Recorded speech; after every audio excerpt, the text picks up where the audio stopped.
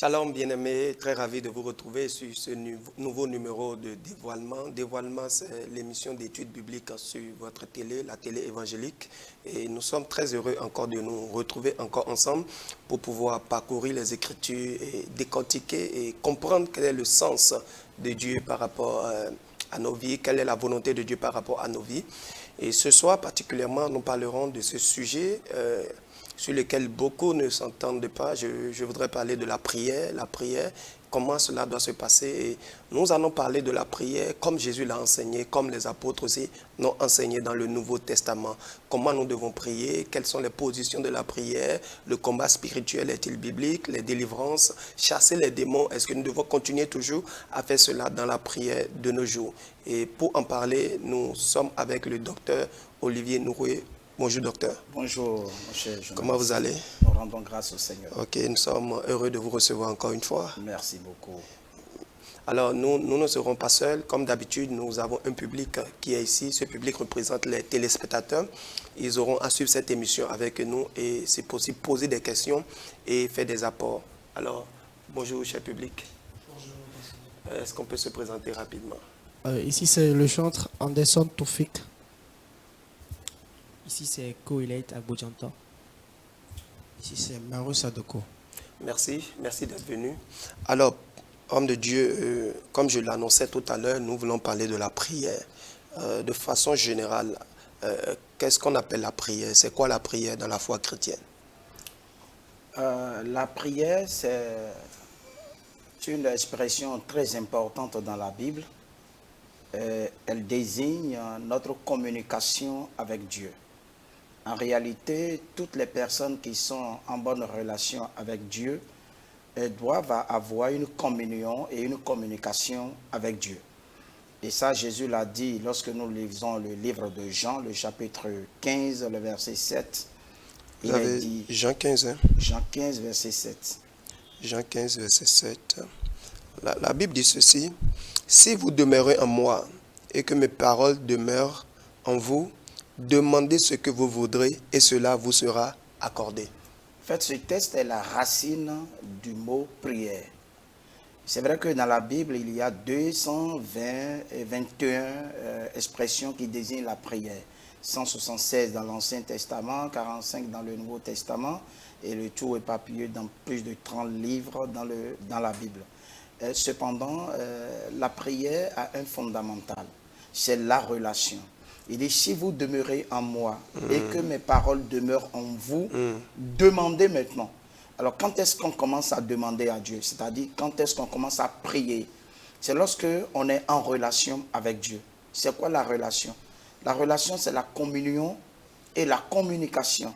Lorsque vous êtes en communion avec Dieu, c'est-à-dire vous partagez les intérêts de Dieu avec lui, lorsqu'il a ses intérêts en vous et que vous avez vos intérêts en Dieu, en ce moment, vous communiquez maintenant avec Dieu. C'est-à-dire, vous devenez d'abord enfant de Dieu et par la suite, vous communiquez maintenant avec Dieu. Donc, vous parlez avec Dieu. Et tout ce que vous disiez en ce moment-là, tout ce que vous demandez en ce moment-là, et sachez que vous le recevez systématiquement. Simplement parce que vous avez au préalable cette relation avec Dieu. Et cette relation est fondée sur le fait que sa parole demeure en vous. C'est-à-dire vous avez d'abord accepté l'évangile et puis vous avez été plongé dans son corps. Donc vous avez été inséré dans le corps de Christ. Vous devenez membre à part entière du corps de Christ. Et en ce moment-là, vous dites des choses qui sont systématiquement exaucées. Amen. C'est ça la prière. Êtes-vous en train de dire par là que quelqu'un qui n'a pas du tout de relation avec Dieu ne peut pas prier? Quelqu'un qui n'a pas de relation avec Dieu, sa prière ne sera pas exaucée. Parce qu'il est dit que si j'avais gardé l'iniquité dans mon cœur, le Seigneur ne m'aurait pas exaucé. Alors quelqu'un qui garde l'iniquité dans son cœur, donc qui n'a pas de relation avec Dieu, quelqu'un qui ne s'est pas réconcilié avec Dieu, quelqu'un qui ne s'est pas repenti, quelqu'un qui ne s'est pas approché de Dieu et qui est étranger à la vie de Dieu, qui est loin de Dieu, quand il prie, sa prière n'est pas écoutée par Dieu. Et que pensez-vous de l'histoire de Corneille? Corneille qui ne connaissait pas encore Dieu, la Bible a qualifié de païen. Alors, et dans Actes, je crois, Actes 11, la Bible dit ses prières et ses aumônes sont montées vers Dieu. Pourtant, c'était un païen. Que pensez-vous de ça? Être un païen veut dire ne pas être juif. Ça ne veut pas dire être foncièrement mauvais dans le cœur. Alors, on dit quelqu'un est païen. L'expression païen dans la Bible désigne les personnes qui ne sont pas des juifs. Mais comme l'évangile devait s'orienter aussi vers des peuples du monde qui ne sont pas forcément des juifs, eh bien, Corneille fait partie de ces peuples-là. C'est quelqu'un qui est très intègre, qui est juste, qui a soif de Dieu et qui connaît Dieu déjà à sa manière. Et ce qu'il ne connaissait pas, c'était l'évangile. Il fallait quelqu'un pour venir lui présenter l'évangile, c'est-à-dire l'œuvre de la croix de Jésus-Christ, afin qu'il devienne maintenant né de nouveau. Et c'est ce qui lui manquait. Ses prières montaient régulièrement vers Dieu. Il faisait déjà de l'aumône. Donc il connaît déjà ces principes de Dieu qu'il appliquait.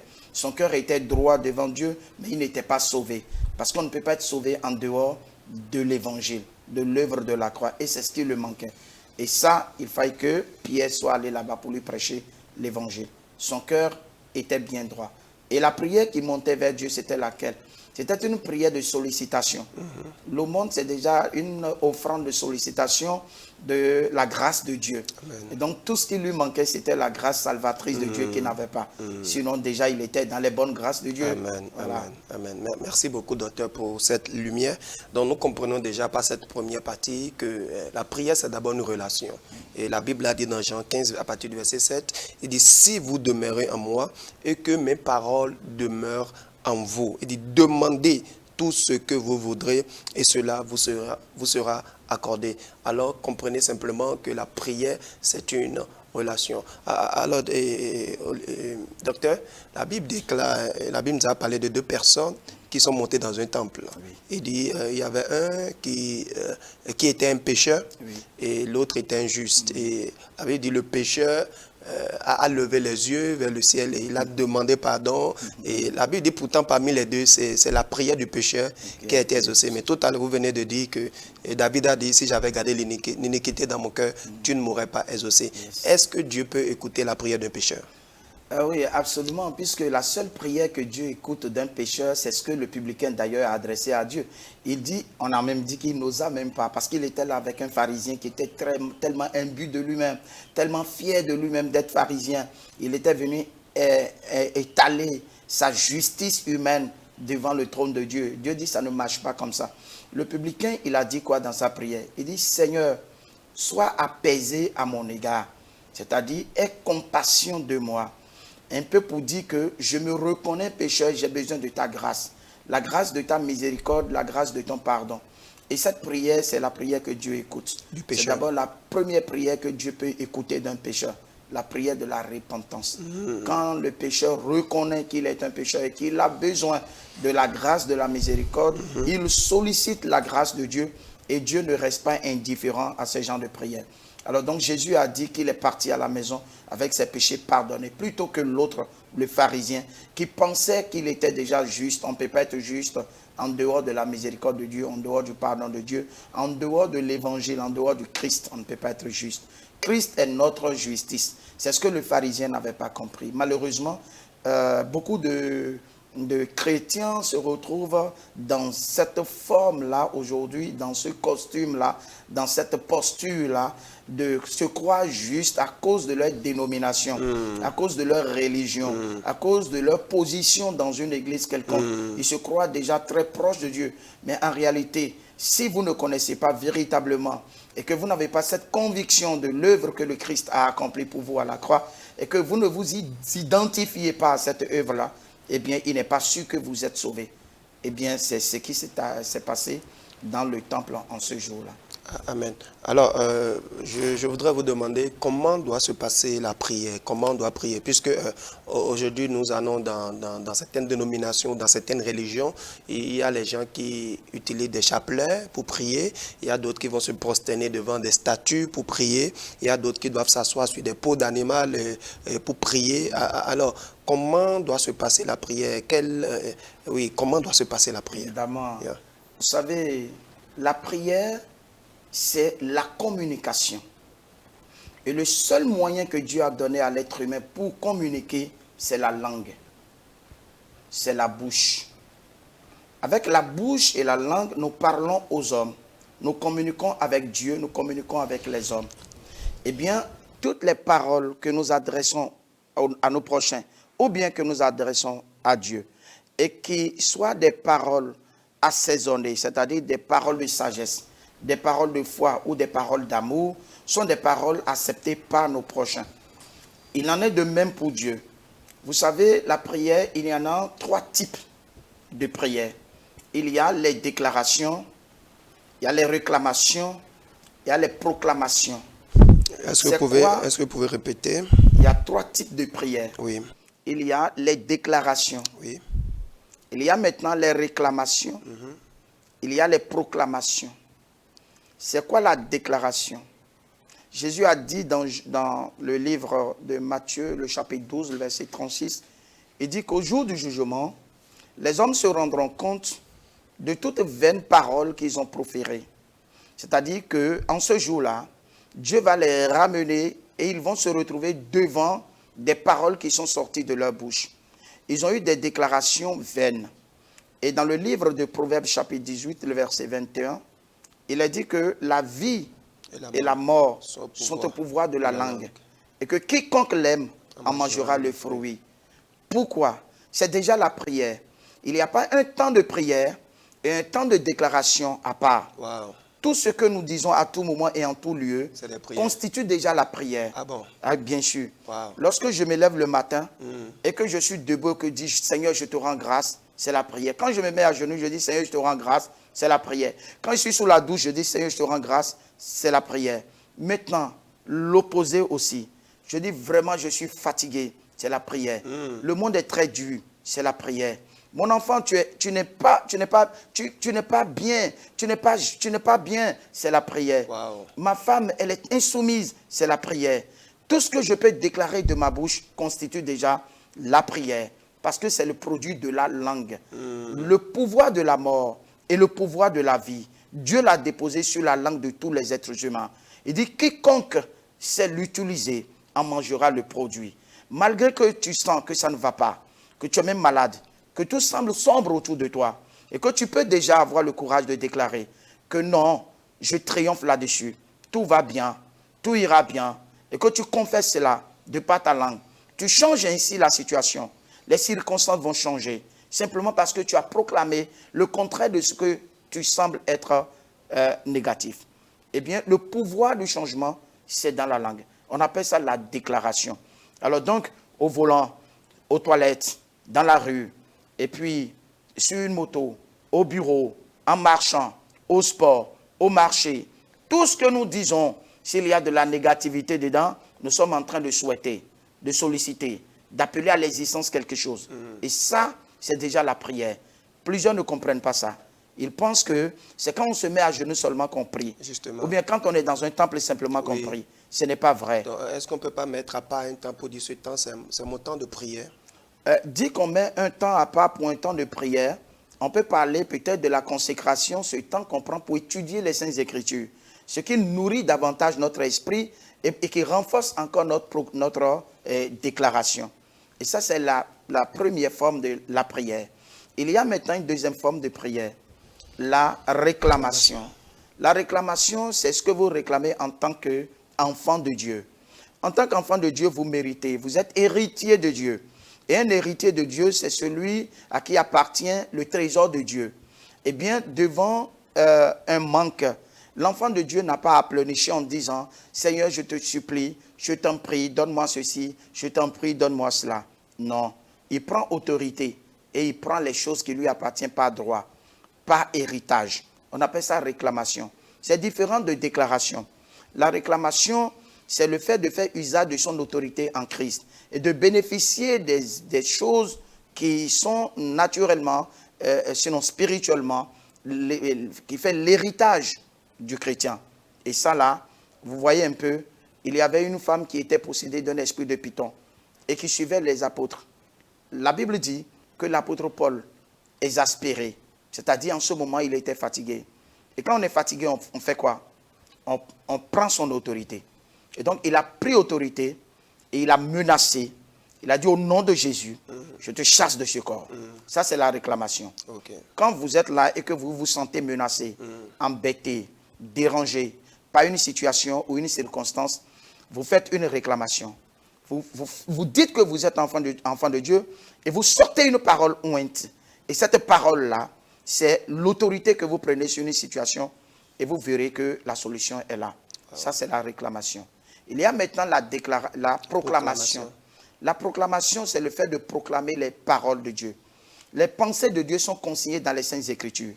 Et à un moment donné, le chrétien, il est là et puis il dit, il est écrit, il est écrit, il est écrit.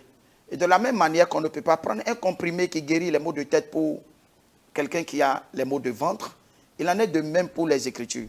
Il ne faut pas placer, il est écrit, dans une situation qui ne lui correspond pas. Ce n'est pas bien. Lorsqu'on dit il est écrit, il faut que ce qui est écrit corresponde à la situation dans laquelle tu es. Yeah. Et tu verras maintenant qu'on parlera de la puissance correspondante. Donc, une puissance va se dégager de ce qui est écrit, parce que les paroles de Dieu sont comme du feu. Même dans le livre de Apocalypse, le chapitre 11, le verset 5, il est dit, si quelqu'un veut leur faire du mal, le feu sortira de leur bouche. Et c'est comme ça, tous ceux qui chercheront à leur faire du mal mourront. Alors donc, la proclamation, c'est le fait de sortir une parole de feu. Parce que la parole de Dieu est d'abord comme du feu. Yeah. Jérémie 23, verset 29 dit, ma parole n'est-elle pas comme du feu? Donc, dans n'importe quelle situation, dans n'importe quelle circonstance, vous êtes capable de dire, il est écrit. Yeah. Et que vous connaissez vraiment ce qui est écrit. Vous l'appliquez à la situation. Du feu se dégage. Amen. Et règle le problème. Et vous avez la solution. C'est comme ça, ça se passe avec Dieu. Et l'ensemble de tout cela s'appelle la prière. Wow. Alors donc, il y a la prière de la proclamation, qui est tout ce que nous pouvons dire, soit en causerie, en colère, dans les circonstances, n'importe quelle circonstance. Tout ce que nous disons constitue des déclarations. Nous devons veiller à notre langue pour ne pas dire des choses qui vont se retourner contre nous. Parce qu'à un moment donné, la parole qui sort de la bouche sort comme de la spirale. Ça sort et puis ça s'envole.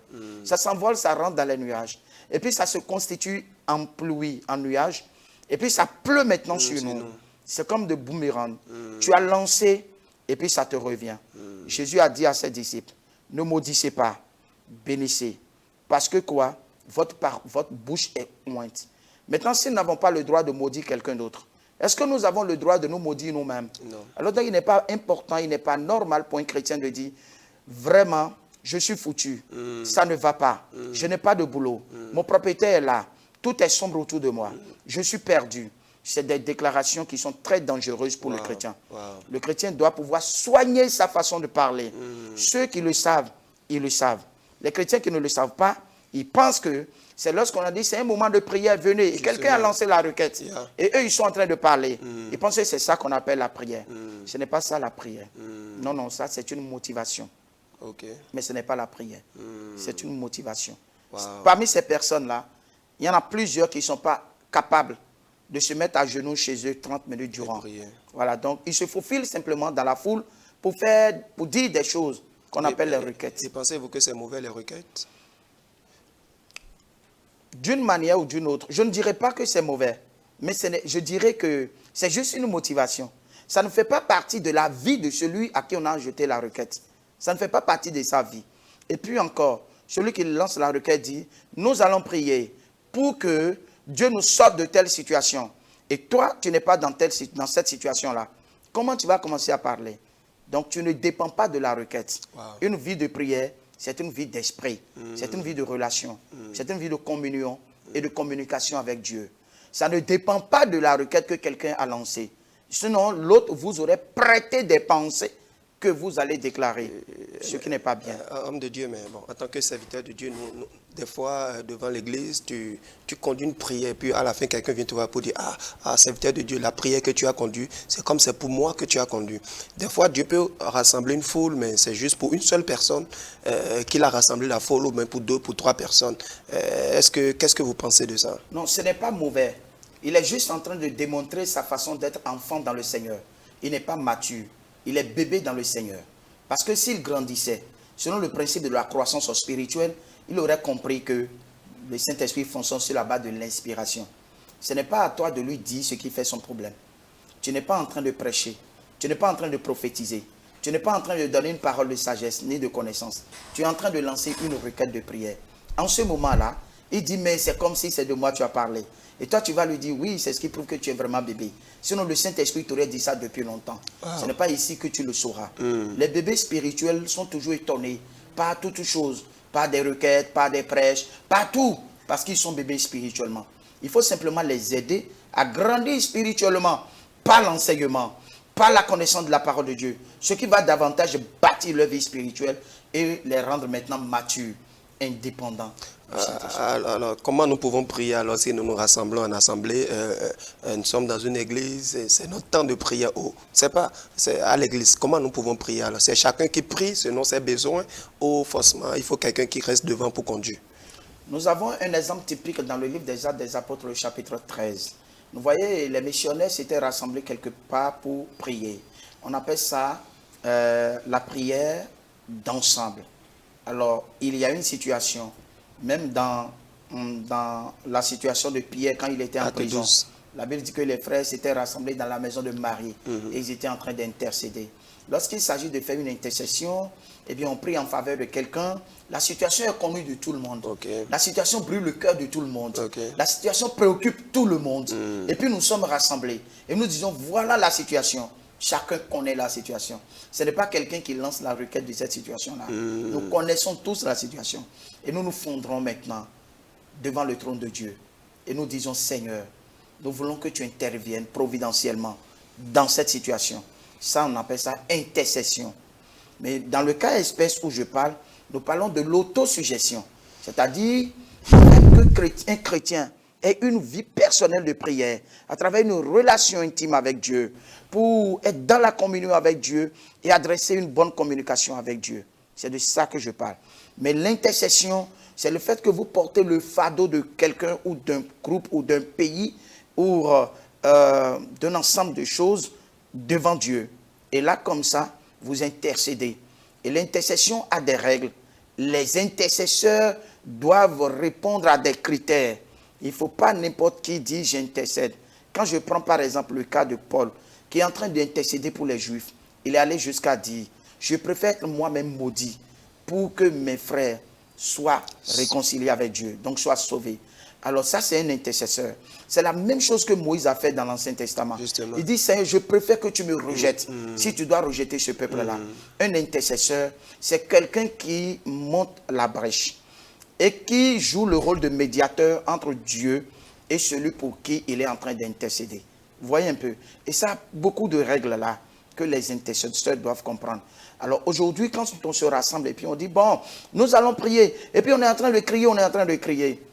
Mais est-ce que vous savez que plus nous parlons à haute voix, plus nous manifestons que Dieu est loin de nous. On ne doit pas crier, c'est nouveau. On ne doit pas crier. Pour prier, on ne doit pas crier. On ne doit pas crier. Imaginez que vous êtes là et que je vous parle doucement. Oui. Si vous entendez, malgré que je parle doucement, c'est la preuve que vous êtes très proche de moi. Justement. Celui qui est loin de moi ne va pas entendre si je lui parle doucement. Alors donc, à lui, je vais crier encore plus fort pour manifester le fait qu'il soit très distant de moi. Dieu n'est pas distant de nous. Dieu, en réalité, il n'est pas avec nous. Il est en nous. Il parle au travers de nous. Il soit des paroles ointes au travers de notre bouche. C'est lui, le Saint-Esprit, qui nous incarne. Et quand nous commençons à crier, il faut que nous trouvions l'exemple de cri quelque part dans les Saintes Écritures pour dire que voilà tel apôtre, il a crié. Telle personne a crié. On ne crie pas. Dieu est un Dieu de silence. C'est la relation. C'est une relation d'amour. Et lorsqu'il est en nous et que nous parlons, nous pouvons menacer les démons en criant. Et là, nous prenons autorité. Sors de ce corps au nom de Jésus, je te menace. Et le démon, il est en train de partir. Mais quand nous sommes entre nous en train de prier, pourquoi nous devons crier? Nous ne sommes pas venus pour crier, nous sommes venus pour prier. Wow. Vous voyez un peu. Ce n'est pas erreur que plusieurs responsables, intercesseurs, quand ils sont devant, ils disent, alors criez, Crier au lieu de dire prier. Prier, tu entends. Crier, crier, crier. Non, nous ne sommes pas là pour crier. Nous sommes là pour prier. La prière a son sens. Le cri n'a pas son sens. Alors, homme de Dieu, nous ne crions pas forcément parce que nous voulons parler à Dieu. Est-ce que le cri, ce n'est pas la manifestation d'une autorité? C'est un peu comme votre enfant à la maison où vous voulez lui reprocher quelque chose des fois. Il faut élever la voix, réprimander, il faut élever la voix. Ce n'est pas forcément à cause de la distance. Oui, mais dans le contexte de la prière où nous parlons avec Dieu, où nous parlons à Dieu, est-ce que nous avons besoin de réprimander Dieu? On n'a pas besoin de crier. Alors, je vous lis ce verset, comme tout à l'heure vous avez dit, il fallait voir ça dans les Écritures. Dans Hébreux 5, verset 7, Hébreux 5, verset 7, la Bible dit, c'est lui, on parle de Jésus, Oui, bien c'est sûr. lui qui, Dans les jours de sa chair, ayant présenté avec de grands cris et avec l'âme des prières, des supplications à celui qui pouvait le sauver de la mort et ayant été exaucé à cause de sa piété. Yes. Donc, nous avons vu ici que la Bible a décrit la prière de Jésus avec des cris et des supplications, même des larmes. Et il a pleuré dans la prière. Oui, oui. Alors qu'en dites-vous, homme de Dieu? Évidemment, c'est effectivement écrit. Je dis amen à ça. Je ne vais pas interpréter ce texte-là ici maintenant. Mais je pense que ce n'est pas... il a fait ça pour que nous ne fassions pas ça. Oui. Il a fait ça, au fait, pour nous. Parce qu'en ce moment-là, les grumeaux de sang coulaient de son corps.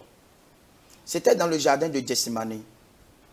Et là, c'était le dernier jour où on devrait venir se saisir de lui. Mais si on se saisissait de lui, on allait lui faire quoi? Le tuer. Voyez? C'est pourquoi le texte dit il a été exaucé. Parce qu'il a adressé cette prière-là à celui qui pouvait le sauver de la mort. De quelle mort? Pas la mort de la croix, mais de la mort prématurée. Okay. Parce que les gens venaient avec des goudins. Ils venaient pour, en réalité, l'abattre. Mais lui, dans cette prière-là, il a demandé à son père de l'épargner. Il a été vraiment exaucé. Donc, il a été épargné. Ce qui lui a permis d'aller directement mourir la mort de la croix. Ce qui concerne la mort de la croix, il le savait. Donc, c'est pour notre salut, en réalité. Et là, ce qui se passait là, je doute fort que ça se passe avec un chrétien aujourd'hui. Qu'il soit dans une situation où, eh bien, il soit obligé de faire ce qui s'est passé là. Ce qui s'est passé là est profond. C'est spirituel. C'est mystérieux. Et il faut le savoir avant de l'interpréter. Sinon, on va prendre ça comme exemple et on dit, bon, nous devons crier parce que Jésus a crié.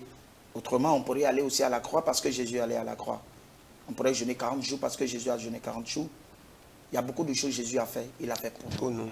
Pour qu'on ne le fasse plus. Pour qu'on ne le fasse plus. Donc, vous confirmez par les Écritures qu'on ne doit pas crier lorsqu'on parle à Dieu, lorsqu'on demande quelque chose à Dieu, on ne doit pas crier. On doit aller tout doucement, voilà. Silencieusement. Silencieusement. On n'a même pas besoin d'élever la voix pour prier. Lorsque vous parlez, c'est parce que la parole est ointe. Et quand on prononce une parole, la langue doit articuler la parole pour l'effet. C'est pour ça que nous devons parler. Si je prie tel que je suis en train de parler, est déjà bien pour que je prie. Je dis, Seigneur, je sais pas, si je crie, ça ne change rien. Maintenant, mais ça n'empêche pas Dieu d'exaucer non plus. Non, ça n'empêche pas Dieu d'exaucer ma prière si je suis dans la bonne relation avec lui. C'est juste que j'ai parlé plus que prévu. Ça ne le dérange pas. Maintenant, quand plusieurs chrétiens pensent que lorsqu'on commence à prier, il faut crier, c'est pour ça que je parle. Je dis ce n'est pas bien. Et si les chrétiens m'entendent maintenant, je conseille que nous prenions notre temps à parler à Dieu et non à parler aux hommes. Dieu, il est où? Il est en nous. Il n'est pas hors de nous. Nous n'avons pas besoin de lui crier dessus. Il entend tout ce que nous disons. Oui, homme de Dieu, je continue toujours dans le livre des Actes. La Bible dit, ils élevaient la voix et ils priaient. On parlait des disciples. Ils élevaient la voix et ils priaient d'un commun accord. Est-ce que des fois, élever la voix, ça a aussi son sens lorsqu'on prie? Est-ce que tout le temps, il faut rester silencieusement? J'en ai expérimenté avec des personnes où quand ils ne parlent pas, ils ne lèvent pas la voix et d'autres commencent à dormir, d'autres commencent à penser à autre chose. Donc des fois, est-ce qu'il ne faut pas élever la voix pour maintenir l'atmosphère vivante? C'est vrai que le texte que tu viens de lire, nous n'avons pas le décimètre nécessaire qui justifie qu'ils ont élevé la voix à outrance. Cependant, ils ont quand même élevé la voix. Mais ce que je dis déjà, j'élève la voix. J'élève déjà la voix parce que je parle déjà. Je parle et puis on déjà m'entendre. Quand vous parlez audiblement, on vous entend, vous élevez déjà la voix. Mais c'est différent de crier. Oui, oui, c'est différent de crier. Alors, nous continuons toujours dans la prière, la manière de prier. Qu'est-ce que vous pensez de la prière en langue? Et c'est quoi la prière en langue? Très bien. La prière en langue, c'est le fait qu'on prie par le Saint-Esprit. C'est la manifestation du Saint-Esprit qui, on dit, il y a la prière en langue et il y a le parler en langue. Justement. Voilà. La prière en langue, c'est le fait que vous priez par l'Esprit. Et cette prière, l'apôtre Paul l'a bien expliqué. Il dit, votre intelligence est stérile dans ce cas. Yeah. C'est-à-dire, vous ne réfléchissez plus à dire, eh bien, Seigneur, permets que telle chose soit comme ça. Non, mais vous parlez dans un langage divin et qui est aussi une articulation de langue. Donc, votre langue s'articule et ça tourne et ça prononce des paroles inconnues de votre intelligence. Et là, il est dit que c'est des mystères que vous dites à Dieu. Et comme ça, c'est l'Esprit de Dieu. On ne choisit pas aussi de parler en langue. On est saisi par l'Esprit, on parle en langue. Quand on est saisi par l'Esprit, eh bien l'Esprit parle au travers de nous. Et puis, on balbute, on déclare, on parle. On ne sait pas ce qu'on dit vraiment. Quelqu'un qui est là aussi ne sait pas ce que nous disons. L'apôtre Paul dit, je prie en langue plus que tout le monde, plus que vous tous. Ça veut dire quoi? Ça veut dire qu'il s'exprime dans une langue inconnue plus que tout le monde. Et ça, c'est inconnu des hommes, mais ce n'est pas inconnu des anges. Ce n'est pas inconnu de Dieu. C'est pas l'esprit que nous disons des mystères à Dieu. Et c'est très important aussi de parler beaucoup en langue. Étant donné que l'apôtre a dit qu'il parle beaucoup en langue. Il nous revient aussi en tant que chrétiens de parler, de prier beaucoup en langue. Et ça, c'est très important. Et comment ça se manifeste, le parler en langue? Vous voyez un peu dans les églises charismatiques aujourd'hui, comment ça se passe, où les gens prient en langue, avec bruit, avec cri. Vous pensez que c'est la meilleure manière de le faire? Vous savez, dans nos assemblées, il y a dans beaucoup de choses de l'exagération. Et donc, et ça, là, on ne peut pas aller contre parce qu'il y a plus de charnel dans certaines églises que des spirituels. Et ce que j'explique là, il faut atteindre un niveau dans ta relation avec Dieu pour comprendre. Il ne faut pas dire que l'église est là, tout le monde est spirituel et tout le monde est en train de crier. Il y a des charnels qui viennent pour faire ça. Ils sont là pour ça. Ils manifestent leur vie charnelle dans leur façon de prier. Et vous voyez, il y a même des responsables conducteurs de prière qui disent carrément, priez en langue, comme si la prière en langue était une recommandation de quelqu'un. Non? Quelqu'un dit, prie en langue, ou bien parle en langue. Oh, non. Prier en langue ou parler en langue, c'est le Saint-Esprit qui initie ça. On est saisi par le Saint-Esprit. Et on commence, c'est le produit de la manifestation du Saint-Esprit en vous. C'est le résultat du fait que le Saint-Esprit vous remplit, c'est-à-dire se manifeste en vous. Est-ce que l'Esprit de Dieu ne peut pas pousser le conducteur à dire aux gens de prier en langue? C'est l'Esprit qui le pousse à parler, pour dire aux gens prier en langue. Non, que le Saint-Esprit le pousse à lui à prier en langue, mais qu'il ne nous recommande pas de prier en langue, car nous avons aussi le Saint-Esprit qui se charge de notre destinée, de notre vie. Il peut aussi nous inspirer. Moi, je suis dans une assemblée de prière et puis on me dit parler en langue. Pourquoi je vais parler en langue? Et pourquoi je vais prier en langue? Si je suis concentré à exprimer des paroles à Dieu, je vais exprimer ces paroles-là. Au fait, j'insiste là-dessus parce que ça fait partie des déviations doctrinales. Et ça devient en même temps le mode de fonctionnement de certaines assemblées, ce qui n'est pas bien. En même temps, il y ressort beaucoup de paganisme, beaucoup de déviation, et ça devient la doctrine, le dogme de l'Église. Ce n'est pas bon comme ça. Ok, alors, homme de Dieu, que pensez-vous alors des séances de veille de prière que nous organisons souvent, veille de prière, des veilles de jeûne, et des temps de jeûne et prière, peut-être 21 jours de jeûne, 40 jours de jeûne et prière qu'on organise dans les assemblées, ou des fois c'est 12 heures de prière non-stop, où les gens se rassemblent du matin jusqu'au soir, ils vont prier. Qu'est-ce que vous pensez de ça? Je pense que c'est un peu comme on parle de la méthode. Je prends un exemple. Un évangéliste, il a un message et il a une méthode. La méthode peut varier, mais le message ne doit pas changer.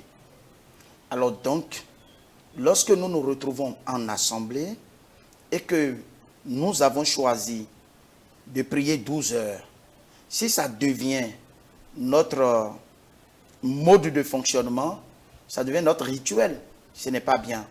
Ça peut être inspiré une fois en passant, mais on ne va pas le faire tout le temps.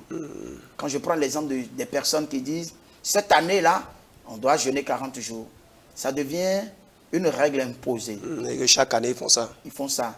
Ça devient rituel. C'est pas bon. Ça devient traditionnel. Ce n'est pas bon. C'est trop naturel. Ce n'est pas bon. C'est ce qui a poussé le pharisien à dire dans le temple, je jeûne 2 fois par semaine. Parce que c'est un jeûne traditionnel. C'est un jeûne religieux. Ce n'est pas spirituel. Ce n'est pas une consécration. Et comme ça, il faut attirer l'attention des chrétiens sur des choses comme ça. Quand ça devient traditionnel, c'est vide de sens spirituel. Et ce n'est pas bon. Lorsque nous nous retrouvons, nous pouvons jeûner. L'apôtre Paul est d'accord pour des moments de jeûne, de consécration. On se sépare même de nos épouses. On se sépare de nos époux. Et puis on se sépare des enfants. On a un temps pour étudier la Bible et pour prier. Et pendant ce temps-là, il y a le fait que Dieu veut nous révéler soit sa parole, ou bien nous révéler nos lacunes, nos faiblesses, nos défauts, nos péchés, ou bien nous révéler notre mission, donc nos dons ou nos talents. Voilà ces 3 choses-là que nous devons rechercher dans un moment de consécration, de jeûne et de prière. On ne jeûne pas pour autre chose. On jeûne pour augmenter la foi. Si j'ai une situation qui me dérange ou j'ai besoin de quelque chose de la part de Dieu, je veux que Dieu me donne quelque chose, est-ce que je ne peux pas déclencher un jour de jeûne pour prier, demander cela à Dieu? Non, ça ne fait pas partie des motifs de jeûne. Non. Si vous avez besoin de quelque chose, renforcez votre relation avec Dieu. Dans la vie que vous menez, dans votre façon d'écouter le Saint-Esprit, dans la connaissance que vous avez des choses de la parole de Dieu. C'est un ensemble qui va propulser votre croissance spirituelle. Et dans la croissance spirituelle, le Seigneur va accorder la bénédiction. On ne dit pas à Dieu, ah, je veux ceci, je veux jeûner pour avoir ceci. Si quelqu'un vous dit, j'ai jeûné pour avoir la bénédiction, dites-lui, tu mens. On a toutes les bénédictions par pure grâce de Dieu. Amen. Et la grâce est peut-être circonstancielle, est peut-être exceptionnelle, est peut-être providentielle, est peut-être talentueuse.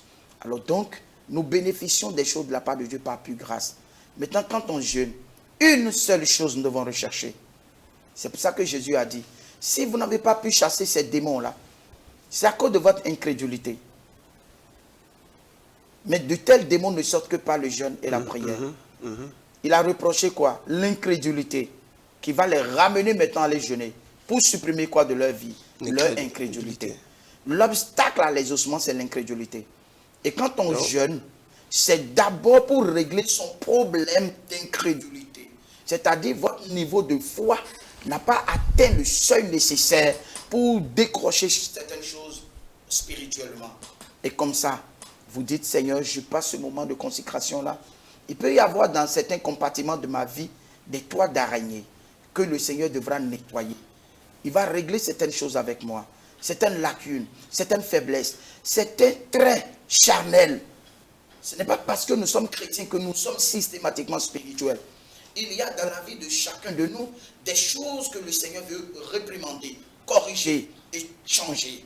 Et ça, là, on a besoin des moments de consécration pour avoir plus de temps, pour écouter le Saint-Esprit et régler ces choses-là avec le Seigneur. Ça, c'est un motif de jeûne. Oui. Tout à l'heure, nous allons laisser la parole au public pour poser des questions au docteur.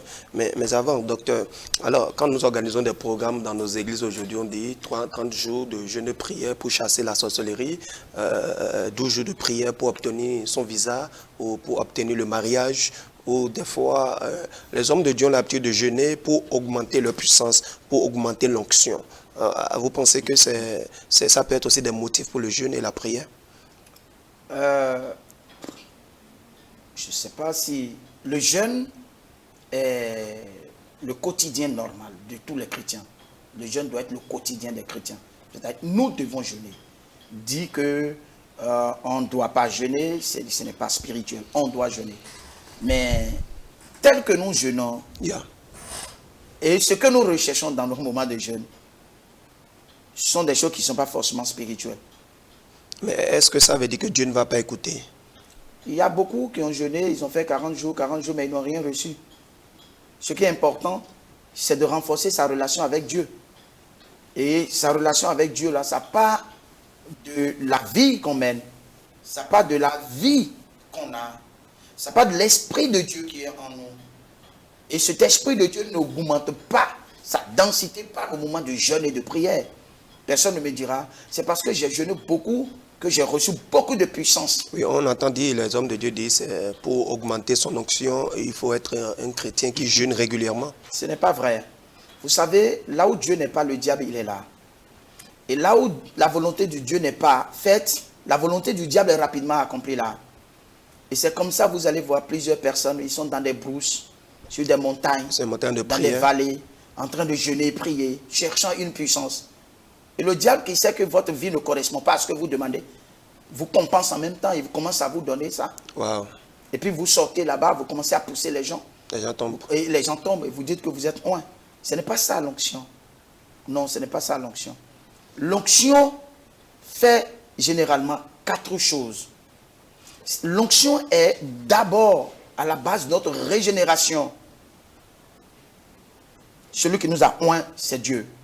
Pourquoi? Pour notre régénération. En deuxième, l'onction travaille pour notre renouvellement de l'intelligence. En troisième, l'onction nous donne de la révélation pour comprendre les Saintes Écritures. Et il y a même l'apôtre Jean qui a dit, pour vous, vous n'avez pas besoin que vous enseigne ces choses-là, parce que son onction qui est en vous, là, vous enseigne déjà toutes ces choses-là. Donc l'onction nous communique la révélation. Et en quatrième, l'onction nous revêt de puissance. Voyez maintenant, parce que nous devons exercer notre ministère, nos dons, nos talents sur la terre. Et l'onction se manifeste en forme de puissance. L'onction, d'abord, c'est la puissance de Dieu. C'est elle qui opère notre régénération. C'est elle qui opère notre renouvellement de l'intelligence. C'est elle qui opère encore la révélation de la parole de Dieu. C'est elle qui opère le revêtement de la puissance de Dieu. Et ça là, il faut aimer la parole de Dieu pour expérimenter toutes ces choses-là. Il faut aimer la parole de Dieu. Il faut prier. Et puis, il ne faut pas dire que c'est le jeûne seulement qui donne l'onction. Non. Vous pouvez aller jeûner et vous revenez. Vous n'avez pas l'onction. Vous n'avez pas l'onction. Vous n'avez rien. Encore que la motivation qui sous-tend nos moments de jeûne est d'abord étudiée par Dieu. Dieu nous observe. Il regarde le cœur. Il ne regarde pas l'apparence. Et quelqu'un, il est là, il est imbu, il est orgueilleux. Il cherche la puissance pour venir montrer aux autres combien de fois lui, il est loin. Dieu n'est pas dans ce jeu-là. Je suis d'accord. Un chrétien, c'est quelqu'un de complètement brisé. Amen. Quelqu'un de complètement humble. Amen. Quelqu'un qui est rempli de l'Esprit de Dieu. Compatissant. Et quand Dieu lui donne un don, il le met au service des autres. Il ne fait pas patron des autres. Il ne fait pas le mathuvuisme avec ça. Il ne manifeste pas de l'orgueil avec ça. Il ne vend même pas ça. Et il ne cherche pas de l'argent avec ça. Il disparaît complètement. Et Dieu apparaît. Amen. Et ça, c'est l'onction, ça. Alors, nous avons lu dans Matthieu 4 que l'Esprit de Dieu a conduit Jésus dans le désert. Il est allé prier. Est-ce qu'aujourd'hui, l'Esprit peut conduire un chrétien dans une brousse quelque part? Nous avons vu, lui aussi, Jésus était allé sur la montagne de transfiguration. Aujourd'hui, nous voyons un peu partout des montagnes de prière où les gens peuvent se retirer et rester là, prier, demander des choses à Dieu. Est-ce qu'il y a une différence entre les prières que nous faisons sur les montagnes, dans les camps de prière, et les prières que nous faisons chez nous à la maison? Il n'y a pas de différence. Il n'y a pas de différence. Il n'y a aucune différence entre une prière de camp de prière et une prière de la maison. C'est un peu comme si Dieu avait érigé son siège au camp de prière. Ce n'est pas vrai. La relation que nous avons avec Dieu est une relation spirituelle et nous accorde tout, en tout lieu et à tout moment. Nous n'avons pas besoin de dire que... Et puis il faut faire très attention aux lieux et aux endroits. Jésus, même quand il est allé dans le désert, Il a rencontré qui là-bas? Satan. Quand il est allé sur la montagne, il a vu qui là-bas? Satan. Satan. Quand il est allé sur le haut du temple, il a vu qui encore là-bas? Satan. Voilà. Il faut faire très attention à cette aventure d'aller dans les lieux là-bas. Le Saint-Esprit l'a conduit dans le désert. Mais c'est pour rencontrer Satan. Ce même Satan-là, il était encore sur la montagne. Et c'est là qu'il lui a montré tous les royaumes du monde et leurs richesses. Le même diable-là, il a amené encore sur le haut du temple. Pour dire que le temple physique, là où il faut faire attention. Il y a un véritable temple de Dieu dans le cœur qui est ici. Et nous devons bâtir ce temple-là avec les piliers fondamentaux de la construction de la maison de Dieu. Et Dieu doit habiter cette maison-là. Dieu ne peut pas habiter une maison inachevée. Donc si nous aussi, nous ne bâtissons pas correctement notre vie en forme de temple, eh bien, s'il n'y a pas la fondation, il n'y a pas les piliers, il n'y a pas la toiture, Dieu ne sera pas épanoui dedans. L'Esprit de Dieu ne sera pas épanoui dedans. Nous allons l'attrister dans notre vie, ce qui n'est pas bien. Bon, je crois bien peut-être que beaucoup ont l'habitude de se retirer dans les brousses ou sur les montagnes peut-être pour avoir le calme, comme Jésus le faisait, parce que Jésus aussi, on entend que très tôt le matin, il est allé sur une montagne, il a prié, tout ça. Bon, peut-être c'est dans la recherche du calme. Est-ce que ça là, on peut conseiller ça? Ce n'est pas forcément pour... Parce que beaucoup aujourd'hui vont aussi, parce qu'ils pensent que dans les montagnes, ou sur les montagnes ou dans les camps de prière, il y a plus de la puissance qu'à la maison. Mais est-ce qu'on peut y aller parce qu'on cherche seulement un endroit pour se cacher où personne ne va nous déranger? Moi, en tout cas, moi, je ne conseille pas ça. Parce que vous pouvez vous déplacer quand vous avez vraiment besoin de calme, quelque part d'autre, dans une maison. Hein. Est-ce que vous savez que beaucoup de personnes sont devenues faux prophètes et sont l'auteur de plusieurs religions, de fausses religions, simplement parce qu'ils allaient dans les forêts? Oui, ça, j'en sais quelque chose. Ils allaient dans les forêts, dans les déserts. Ils ont rencontré des esprits qui ont parlé avec eux. Le chrétien doit faire attention avec ces choses-là. Nous sommes dans des temps très mauvais. Et les chrétiens doivent faire très attention. Sinon, le diable là, il est rusé. Et quand on parle de ruse là, c'est des astuces de séduction, d'attraction vers le mal. Et l'homme n'a pas une intelligence bien forgée, bien en lui, pour discerner ces ruses-là. Il faut être seulement rempli du Saint-Esprit. Amen.